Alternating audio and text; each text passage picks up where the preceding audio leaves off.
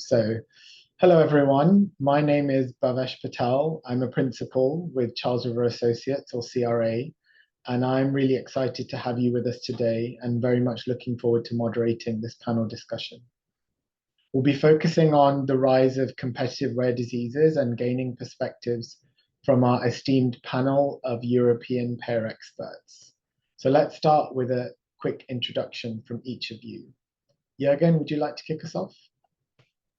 Yeah, my name is Juergen Wasem, economist, main job professor for health services management at a German university, and deeply involved in the German AMNOG system, which most of you are aware, I guess, was chairing the arbitration board in AMNOG for a number of years and still involved in many discussions. In my arbitration board period, I had more than half of the products I had to decide on were orphan drugs, therefore somewhat rare diseases. Great, thank you. Entela? Hello, good afternoon. I'm a pharmacologist with expertise in pharmaceutical policy, HTA, payer assessment, and data collections within registries.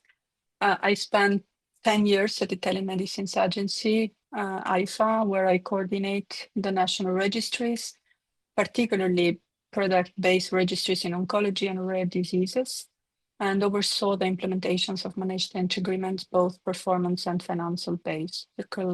Currently, I'm a consultant, and also I collaborate with the university, Catholic University in Rome, Altemps, as a lecturer and researcher focusing on policy and access for innovative therapies. Great. And finally, Oriol. Yes, good afternoon, everyone, and thank you for having me here.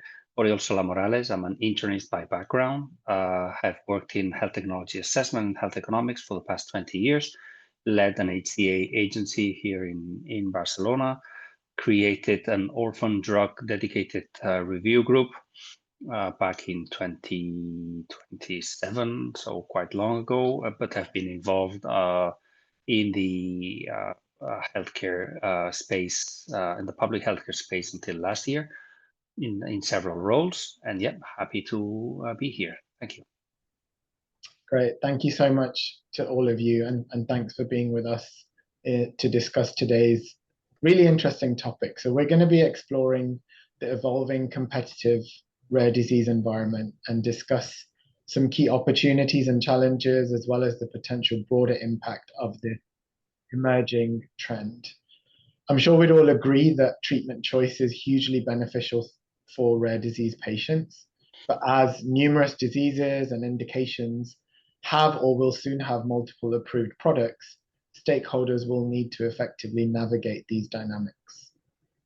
So maybe to start things off to the panel, what are your overall perspectives on the rise in competition within rare disease or the orphan drug space?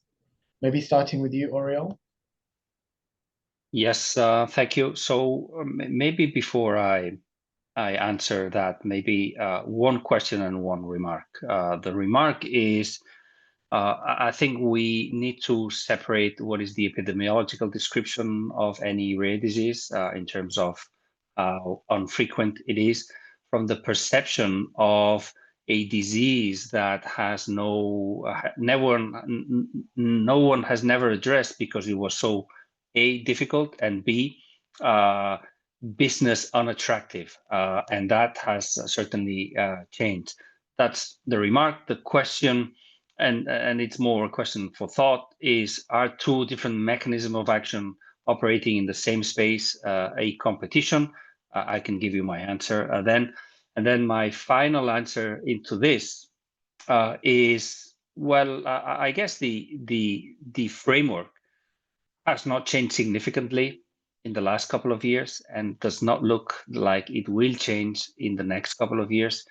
And the value and hence the willingness to pay for any new drug will be largely determined by the additional and comparative value. So how much can you change the course of that disease and how much can you curve that disease? I think there are other features that we can tap on later, but as an initial remark, I'll leave it there.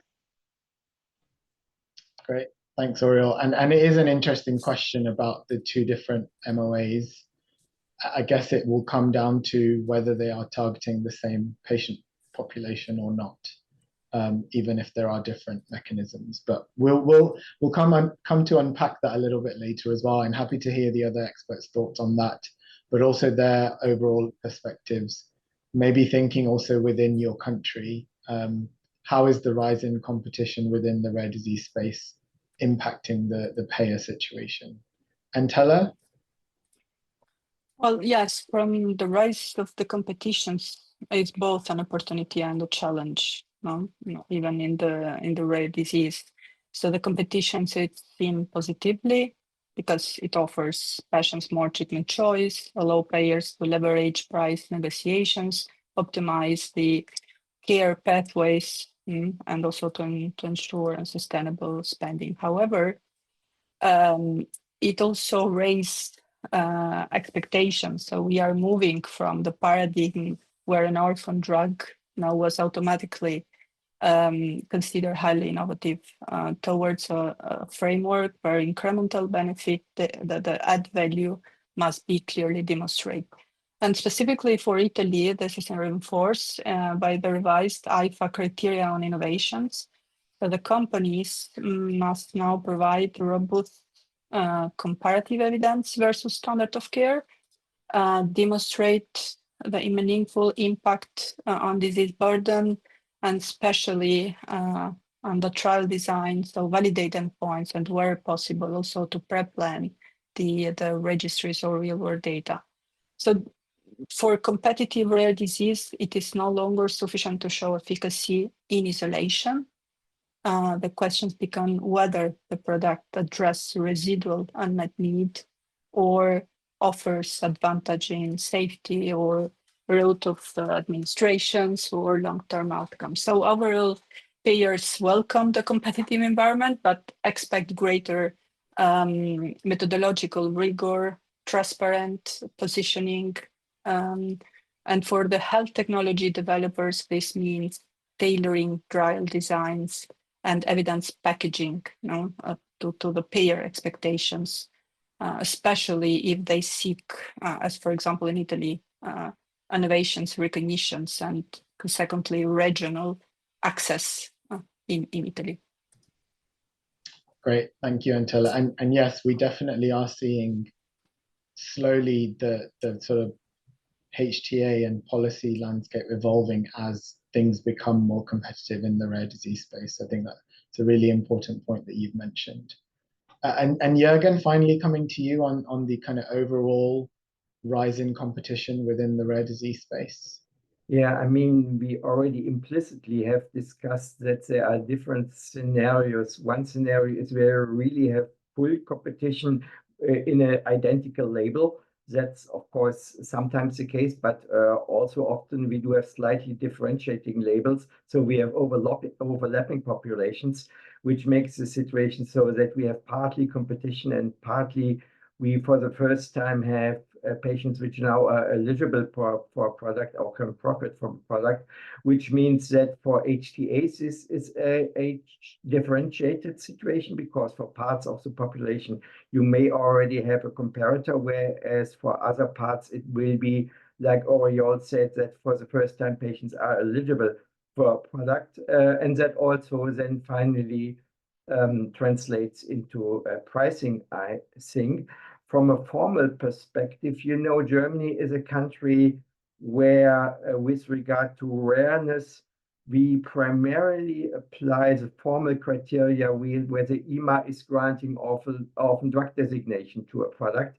And there, of course, a competitive situation also means that it's not epidemiology alone, but it's also the question whether additional products from the EMA perspective really grant additional value for the patients. I mean, now we see increasingly situations where in orphan diseases, new products don't get any orphan drug designation anymore because there are 2, 3, 4 with comparable effectiveness. And then we treat them in the German system just like normal drugs. We expect that they compare against the existing products And if they can't do, then it's difficult for them to get premium pricing. And I think that will be one of the key things which we will see, that the more we have competition, the more, regardless of the fact that they are rare diseases, the more we will treat them just like normal drugs, expect incremental efficacy against what's already there,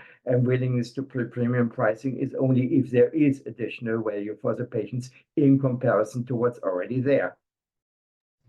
Yeah, great. Thank you, Juergen. Some really important points there. And one of the final things you mentioned was treating them as normal or non-rare drugs, which I think is a really interesting dynamic to see how that will play out. And I think all of you have mentioned several elements that will be important in the payer decision making as things become more competitive. You know, the evidence base, are the two products or the set of products comparable or not? Do they address the same population? What's the comparator, etc.? So I'd really be interested to think through what might be some of those different decision drivers, and with that in mind, what are some of the opportunities and challenges for the different products? Obviously, in a competitive arena, we have the new entrants that are entering into a disease space that is competitive, but we also have the incumbents that are those that kind of came first and established themselves in the market. So if we start by looking at the new entrants first, what would you say are some of the key opportunities and challenges for a new entrant, or for somebody that is developing a product that will enter in the next couple of years into a competitive rare disease? What should manufacturers be thinking about to optimize payer decisions? Maybe coming to Juergen first. Yeah, I mean, one of the key opportunities, of course, is that the first in the field already has done a lot of stakeholder management. I mean, if you are really the first in a rare disease, many physicians and definitely the HTA agencies don't know the disease, and therefore there's a lot of stakeholder management which you have to do, which has been done already if you are the second. Therefore, I think in a certain way, it's definitely easier for you. You also have seen already how the stakeholders reacted to the first product, and can you react yourself? The key challenge, as we already mentioned briefly, is if you are really in the same field of indication, so a largely overlapping indication, then there may be the situation that we don't accept any longer that you are a orphan or a rare disease product, but simply you are a product in an indication where already something exists. And then we might expect that you really demonstrate comparative effectiveness. I want to just use the chance regarding comparative effectiveness to react to what has been asked in the chat. There is a question: is what is the standard of care in such a case? And I think that's a slightly maybe differences between the member states of the EU. For Germany, I think it's probably not primarily what EMA has decided, but what really we think is standard of care. This may be off-label, but as soon as we do have on-label treatments, which were the first, which were mentioned in the guidelines, then probably they will be the standard of care in HTA, and in a certain way, they also will be the benchmark in pricing, I guess. Yeah, great. Thank you, Juergen. Oriol, anything to add on that, particularly thinking about the new entrants, but also how the standard of care might be defined? You are on mute. Sorry. Yeah, thank you. Probably the main advantage is about the uncertainty. And there are two, I would call two levels of uncertainty. One, Juergen has already referred to, which is that landscape uncertainty, the number of patients, the severity, probably the standard of care, or the definition of the standard of care. So if there's an incumbent, or if there's someone in the space, of course, that helps, that shapes the environment. And for good and bad, that shapes a budget impact corridor. Other than this, the other opportunity is about better understanding those patients. So you can have the opportunity to, within a PICO framework, which we should not forget that will be the new standard. So how are the outcomes, especially the outcomes defined, how are they captured? And how did the previous treatment address the potential, not only the main endpoints, but also the considered not so relevant endpoints? And I think that's one of the limitations, and that's one of the maybe common problems. You get into a market, you are reimbursed, you get the treatment prescribed, but then you forget that there's a huge evidence gap that you need to fill as the first comer, and that, of course, is a good and bad position. So everyone knows that nothing or very little has been shown, and that can be leveraged by the new players, and that can be also leveraged if you have the information by the incumbent, because they have the opportunity to use those data. So I guess in terms of opportunity, once the landscape has been created, is about differentiation. You know what's going on, you know how the existing players are performing, so you may want to try to define in a much sharper way which is your target population, so that that uncertainty is even further reduced. Great, thank you, Oriol. And Entela, maybe coming to you, building on this a little bit. When a new entrant is coming to market, does the number of incumbents make a difference? And also, we've seen some questions in the Q&A about different mechanisms of action. So if the new entrant is entering a market where there is one competitor versus three, and all of them have different mechanisms of action, how does that impact how you think about reimbursement, but also how you might compare between the products? Yes, I agree on what Oriol said before about the uncertainty. And just to report here that the payers now, especially in Italy, we are aware now how to manage the clinical uncertainty. As I mentioned before, managed entry agreement, and especially payment by results. It's one of the solutions.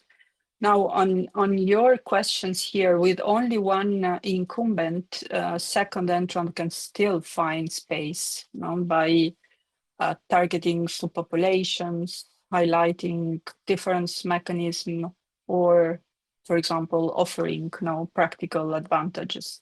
So when two incumbents exist, differentiations becomes more difficult, and payers become stricter in requiring cost effectiveness and budget discipline.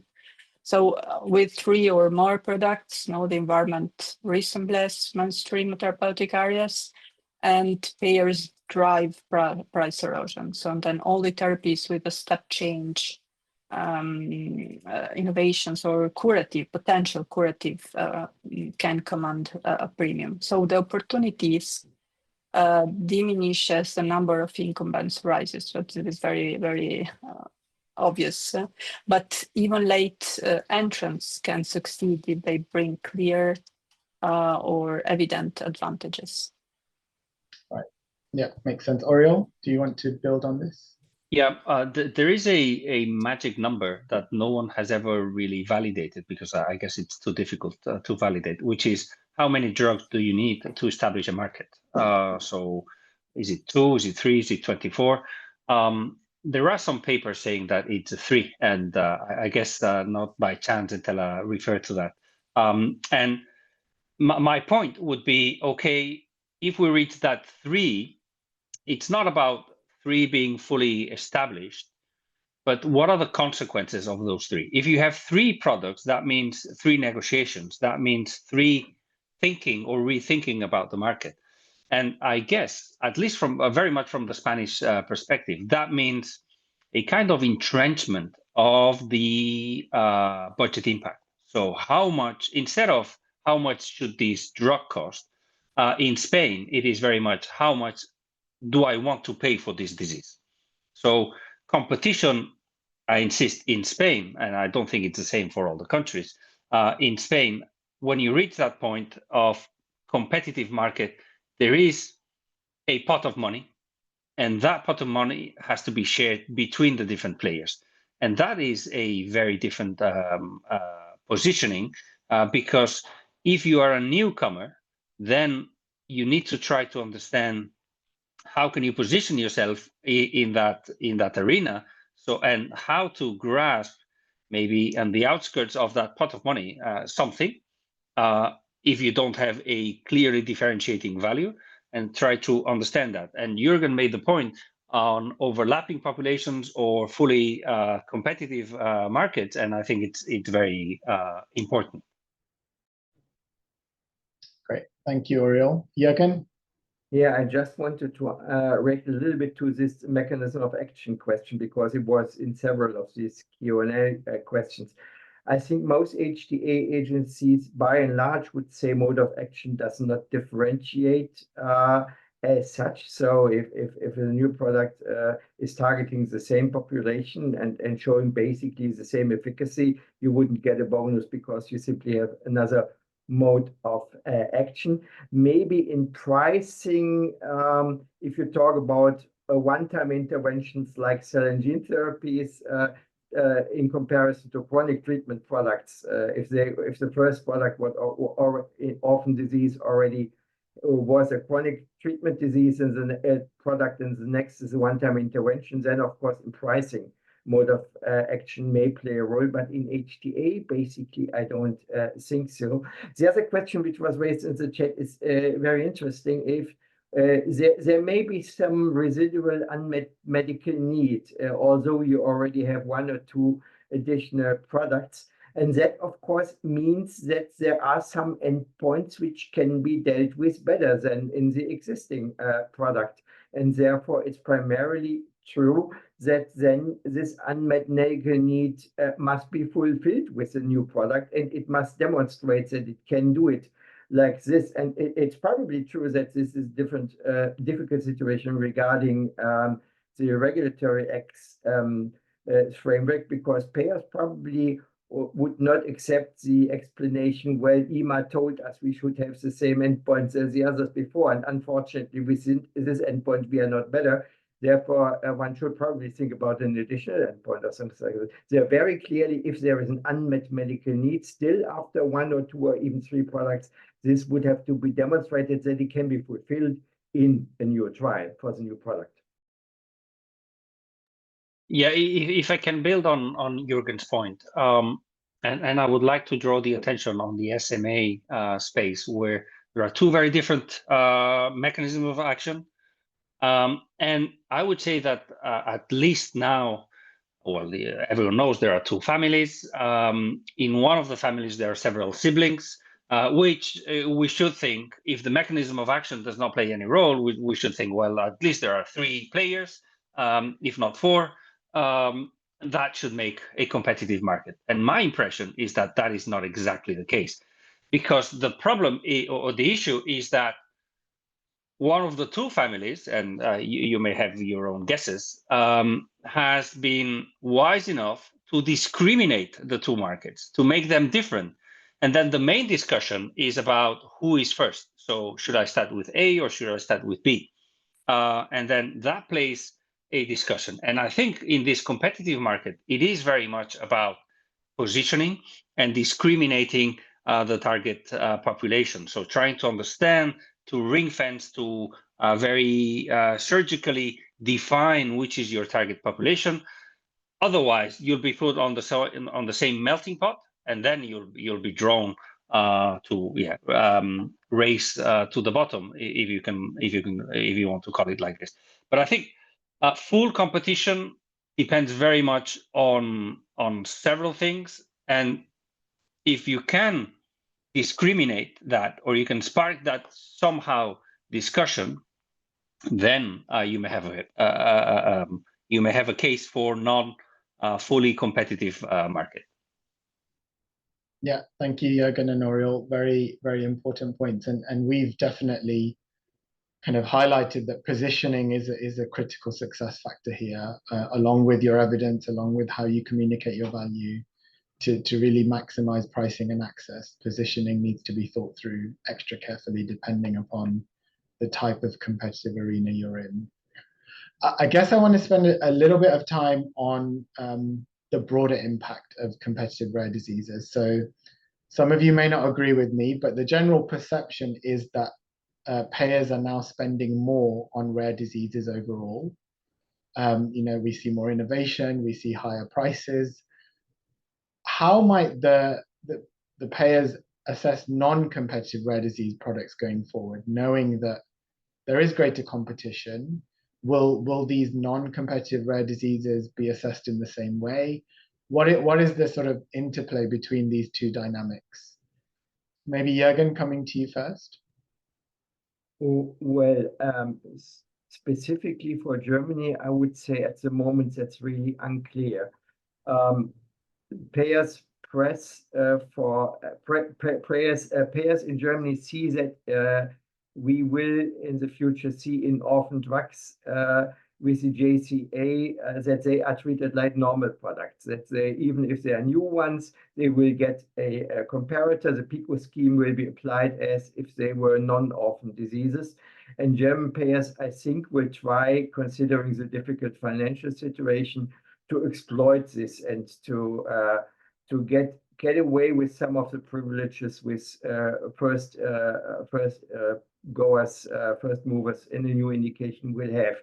But up to now, that's not the case. Up to now, I think we have a regulatory framework which clearly enables the first product in a new indication to be treated like it was in the last 10, 15 years. But really, that may change, which is not really clear for me now. Okay, thank you. Entela, coming to you. Yeah, I agree with Juergen. Payers still recognize the importance of addressing completely underserved conditions, but they now expect a higher evidence packages, so more robust packaging, clinical endpoint, hard endpoint, and if we look also, you refer of the HTA regulations, the specific clinical validity of the guidance or outcomes. So I don't see any difference between rare disease versus non-rare disease. And for Italy, also in the innovations framework, this means that the unmet need alone is no longer sufficient to obtain innovation. So demonstrations of the therapeutic advantage is a must, and the quality of evidence. So while access remains possible, at least in Italy, health technology developers must be prepared to show not just novelty, not only mechanism of actions, but reliability and sustainability of the benefit. And the expectations now are shifting clearly. 10 years ago, now a therapy of the rare disease might obtain premium price, even on the basis of the small single-arm trials. Now, for example, the novelty in the innovation framework for those drugs that are coming from a single-arm treatment, AIFA can choose also to establish, not evaluated or not possible to establish a clinical benefit because no comparative exercise in the trial. So this is something it's new, but it's something that we have to take into consideration. So that approach is no longer acceptable. Okay, great, thank you. And Oriol, maybe coming to you on the kind of, how is the increasing competition in rare disease impacting the overall orphan drug category more broadly, beyond what Juergen and Entela have already mentioned? I guess what immediately comes to mind, and if I put on my pure payer hat, it's just, this is going to be unpayable. So the budget impact, or it will be completely unsustainable. I would say to counterfund this, the response should be, well, there has to be some data to show this, and I guess I would come back to my first reaction, which is, are we on an epidemiological definition, or are we on a needs basis definition? I guess if we're on the latter, we're good. If we're on the former, I guess you can think of the many oncology products that have found a biomarker that allows them for a very small niche population, and therefore, de facto, it is not perceived as the same. So it is not perceived as a true orphan. So therefore, their legacy in terms of the class is too heavy. And that means that you will end up in a kind of, well, this is an oncology, let's say lung, kidney, gastrointestinal new product for a small population. So yeah, let it be. My final point on this will be, well, are we talking supplemental treatments or alternative to the existing? And that's another fundamental driver that needs to be thought of. If it's supplemental, well, it's always much more challenging. If it's an alternative, then yeah, maybe more willingness to look at it. Great. Yeah, no, really interesting. And I guess it again comes back to that trade-off between positioning and either targeting a small population and defining that value, or going broad and trying to compete with what's already there. Great. I would like each of you now to just give us a sort of a final remark or comment to close the webinar today. What should manufacturers be focusing on when it comes to navigating this competitive space that's going to be critical in navigating the payer decision making as these things become more competitive? Juergen, maybe starting with you. Yeah, I think very clear if we talk really about competition, which means having a product in a target population in which already an earlier product is, the expectation of payers to show improvement in patient-relevant endpoints clearly is increasing in comparison to the product which was the first. Therefore, this must be taken into account early in development of trial designs.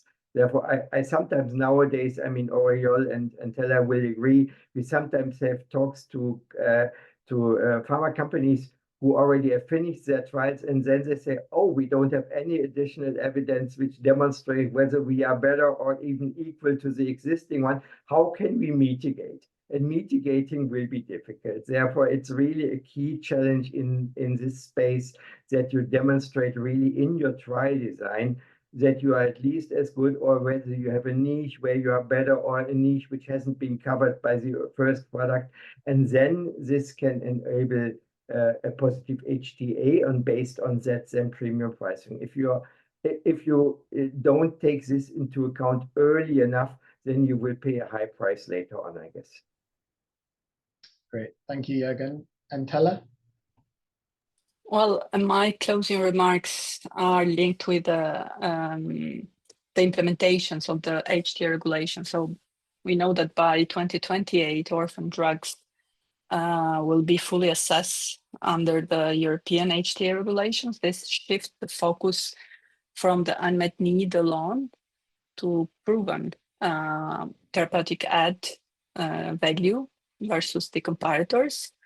So with harmonized evidence requirements across Europe. And I would like to highlight on this, not specifically on joint clinical assessment, but more on the joint scientific consultation. So that process in collaborations in parallel with the scientific advice of EMA, how to do the next trials in the rare disease, because this now will optimize then the joint clinical assessment. So that's the reason now how to launch drugs now in Europe, now to optimize the process of drug development and to harmonize the access in Europe. So for payer perspective, this means more consistency for companies means alignment between regulatory HTA and pricing strategy much early. So this is the challenge that I think maybe we can separate in the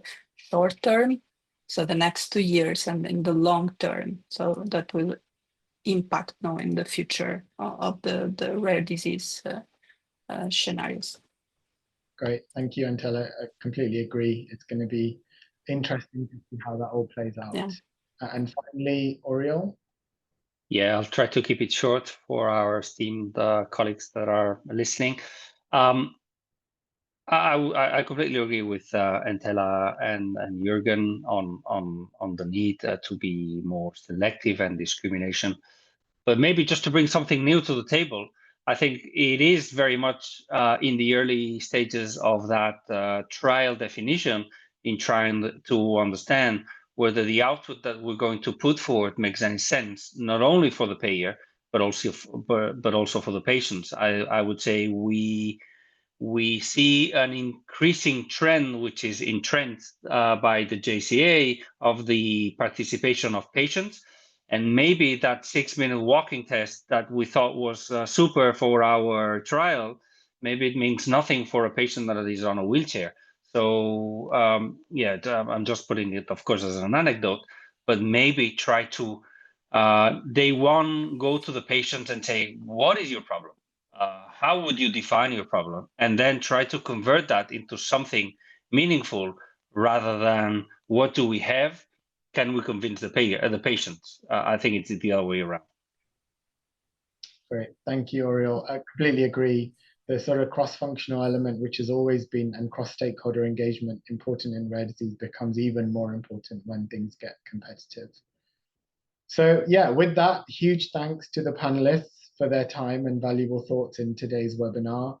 Thank you also to the people on the CRA side that helped make this happen, Toby, Adriana, Megan.